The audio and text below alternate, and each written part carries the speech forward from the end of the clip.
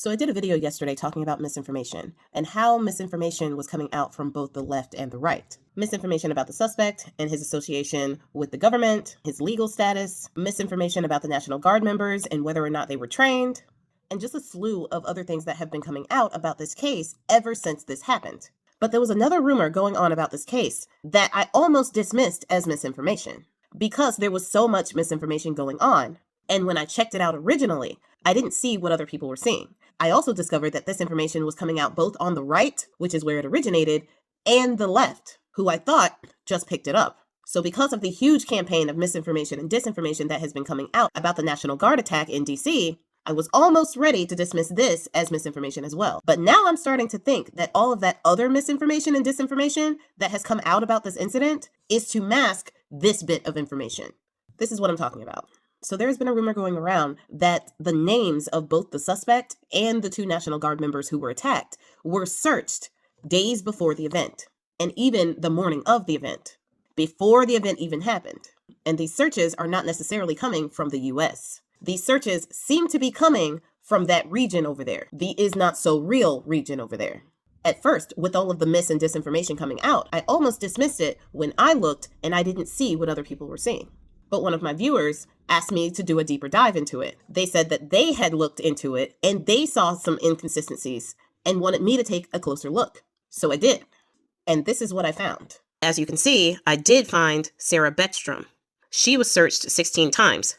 Not exactly 19, which is the video I was sent, but it says here that she was searched at least 16 times in that region on the 23rd of November. I'm doing a search for all three of these names. As you can see, this is the search for all the names. Now I'm doing a worldwide search, and I'm doing a search that has specific dates before the incident. Now the only name that is coming up as being searched when I do a worldwide search beforehand is Andrew Wolf. Now Andrew Wolf comes up as being searched starting on November 14th, 98 times. And it just kind of goes from there.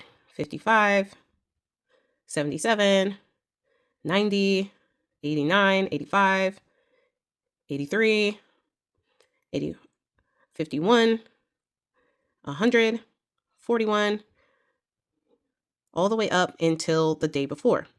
The thing is, when I put in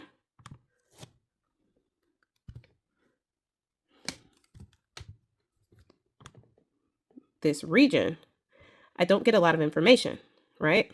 But let's change the dates. Let's change the dates from, let's narrow the scope a little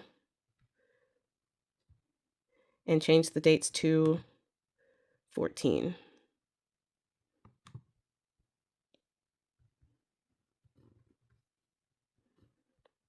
Now, I don't get anything up here, but I do get something for here, North District. Now, that red right there talks about her. So somebody was searching her between this time in Red District. Now, what's interesting about this is that I did another video on this, and I did this same exact search, and I got different results. Now, I'm getting, on the 26th at 11 a.m., 12 searches for Andrew Wolf from this region. In my other video, I had gotten searches for Sarah Beckstrom from this region within the last 7 days.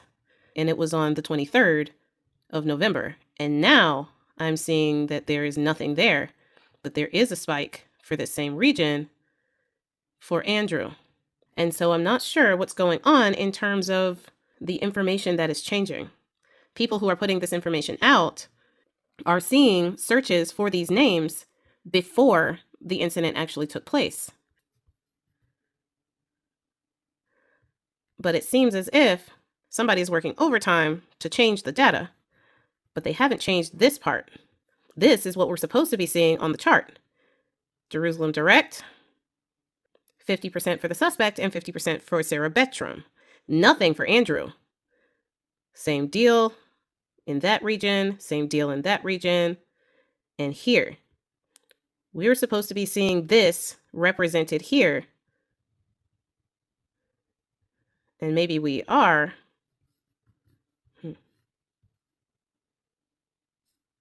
But these don't tell you exactly what dates. Oh, maybe they do. Oh, yeah. Okay. Here we go. So, okay. Yeah. So when I clicked on it, 42 on the 25th at 11 o'clock. Now, is this the 25th their time or the 25th my time? That is what is definitely not clear. But I don't think this region is behind us in time. I believe they're before us in time. So, in clicking back here, we go to the center district. Now we get 100 times in 23 searching for the suspect.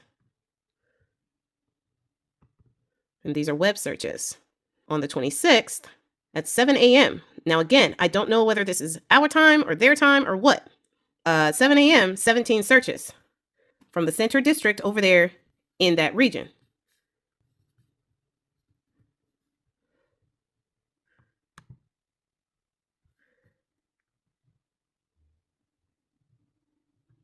"98 searches at 7 a.m. Again, I'm not sure about the time, but that was before the actual attack. I will admit I have no idea what any of that actually means. And I don't necessarily want to jump to conclusions, but something ain't jiving.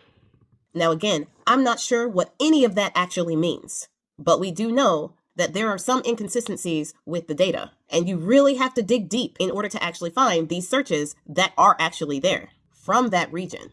My question is, why would that region have an interest in those specific guards? And why would an Afghan CIA agent drive all the way from Washington State to Washington, D.C. to target those specific agents?